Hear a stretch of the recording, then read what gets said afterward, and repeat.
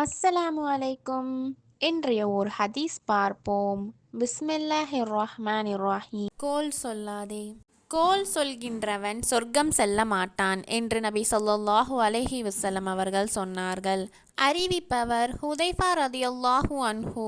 நூல் புகாரி 6056. விளக்கம்: மனிதர்களில் சிலர் வேடி பேச்சுக்களை பேசி காலத்தை கடந்து கொண்டிருப்பார்கள். சிலர் அடுத்தவர்களை பற்றி புறம் பேசிக் கொண்டிருப்பதையே வழக்கமாக கொண்டிருப்பார்கள்.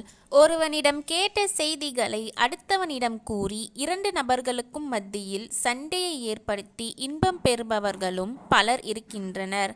இப்படிப்பட்டவர்கள் மறுமையில் சொர்க்கம் செல்ல முடியாது. பிணக்கு ஏற்பட்டவர்களை இணைக்க வேண்டும் என்று இஸ்லாம் கூறும்போது, நன்றாக இருப்பவர்களுக்கு மத்தியில் கோல் சொல்லி பிரிவினையை ஏற்படுத்துவதும் சரியாகுமா?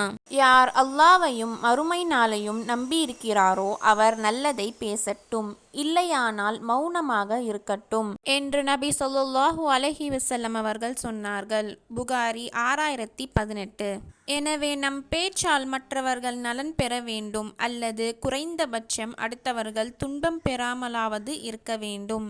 ஆஹிர் தாவானா அல்ஹம்துலில்லாஹி ரொப்பில் ஆலமீன். அஸ்ஸலாமு அலைக்கும் வரஹ்மத்துல்லாஹி வபரகாத்துஹு.